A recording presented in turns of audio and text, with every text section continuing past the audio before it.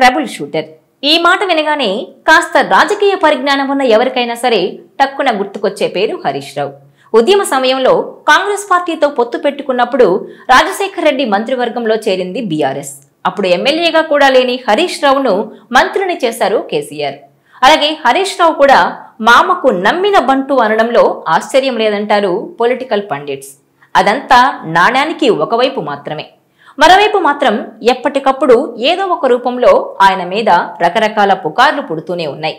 అప్పట్లో తెలంగాణ కోసం రాజశేఖర రెడ్డి మంత్రివర్గం నుంచి తప్పుకొని రాజీనామా చేశారు హరీష్ రావు. ఆ తర్వాత కొంతమంది ఎమ్మెల్యేలతో కలిసి ఆయన కాంగ్రెస్ లో చేరతారన్న ప్రచారం జరిగింది. అంతా సెట్ అయిపోయిందని, ఇక హరీష్ రావు 3 రంగుల కండువా కప్పుకోవడమే మిగిలి ఉందన్నంతగా చెప్పుకున్నారు అప్పట్లో. కానీ ఫైనల్ గా అలాంటిదేమీ జరగలేదు. ఇక బీఆర్ఎస్ అధికారంలోకి వచ్చాక చాలా కీలకంగా ఉన్నారు హరీష్ రావు. పార్టీ కష్టకాలంలో ఉన్నప్పుడు, రాజకీయ ఇబ్బందులు వచ్చినప్పుడు రకరకాల సంప్రదింపులతో ట్రబుల్ షూటర్గా పేరుంది ఆయనకు. అయితే ఆయన మీద అప్పటి నుంచి ఏదో ఒక ప్రచారం జరుగుతూనే ఉంటుంది. ప్రతి ఎన్నికల సమయంలో ఆయన పార్టీ మారతారన్న ప్రచారం గుప్పుమంటోంది. కేటీఆర్ కు బీఆర్ఎస్ వర్కింగ్ ప్రెసిడెంట్ పదవి ఇచ్చినప్పుడు హరీష్ తీవ్ర ఒత్తిడిలో ఉన్నారని, ఇక కారు దిగేస్తారని ఓ రేంజ్ లోనే చెప్పుకున్నారు. కానీ ఆ ప్రచారాన్ని ఖండించారాయన. కేసీఆర్ గీసిన గీత దాటను, మామ మాటే నా బాట అంటూ కుండ బద్దలు కొట్టేశారు. ఇక ప్రతిపక్షంలోకి వచ్చిన తర్వాత కూడా ట్రబుల్ షూటర్ మీద ప్రచారాలు ఆగలేదు. ఈసారి ప్రచారంలో పార్టీ మారిపోయింది. కొంతమంది ఎమ్మెల్యేలను తీసుకొని ఆయన బీజేపీలోకి వెళ్తారంటూ సోషల్ మీడియాలో జోరుగా చర్చ జరిగింది. ఆ ప్రచారాన్ని హరీష్ రావు తీవ్రంగా ఖండించారు.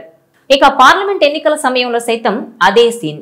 బీజేపీ లేదంటే కాంగ్రెస్ ఏదో ఒక జాతీయ పార్టీలోకి వెళ్తారని ప్రచారం జరగడం, ఆయన ఖండించడం షరామామూలే అయిపోయింది.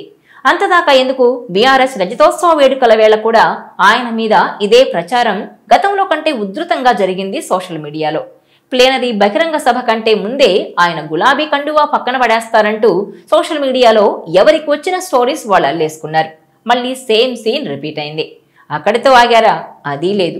ఈసారి ఏకంగా హరీష్ రావు కొత్త పార్టీ పెట్టబోతున్నారంటూ మరో ప్రచారం జరుగుతోంది.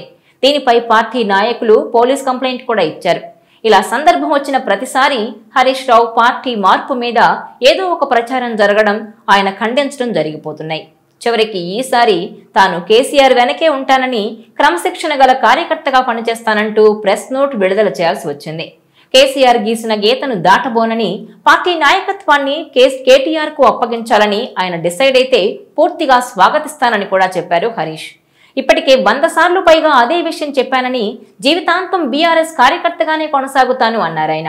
అయితే ప్రతిసారి ఆయన మరో మాట లేకుండా వివరణ ఇస్తున్నా, ఇంకో ఆలోచన లేదని చెబుతున్నా అలాంటి ప్రచారాలు మాత్రం ఆగడం లేదు. ఈసారి మరింత తీవ్రతతో హరీష్ రావు సొంత పార్టీ పెడుతున్నారని, అందుకే కేటీఆర్ కూడా వెళ్లి ఆయన్ను కలిసి మాట్లాడారని అంటున్నారు. కానీ సొంత పార్టీ ప్రచారంలో వాస్తవం లేదని, అసలు ఎందుకు ఇలా ప్రచారం చేస్తున్నారు, ఎవరు పుకార్లు పొట్టిస్తున్నారన్నది ఇక్కడ ప్రశ్న. హరీష్ రావును బద్నాం చేస్తే ఎవరికి లాభం అని తాజాగా ఆరా తీస్తున్నాయట రాజకీయ వర్గాలు. అసలు మా నాయకుడు పదే పదే శీల పరీక్షకు నిలబడాల్సిన అవసరం ఏంటన్నది ఆయన అనుచరుల క్వశ్చన్. మాస్ లీడర్గా ప్రజల్లో గుర్తింపున్న హరీష్ మీద పుకార్లు పుట్టించి ఆయన క్రెడిబిలిటీని తగ్గించడం ద్వారా బీఆర్ఎస్ ని దెబ్బ కొట్టాలన్న వ్యూహం కూడా ఉండి ఉండొచ్చన్నది కొందరి అనుమానం. కారణం ఏదైనా సరే, సందర్భం వచ్చిన ప్రతిసారి హరీష్ కు లింకు పెట్టి ప్రచారం చేయడం వెనుక మాత్రం ఏదో పెద్ద లాబీనే పనిచేస్తుందన్నది ఆయన వర్గం అనుమానాలు వ్యక్తం చేస్తోంది.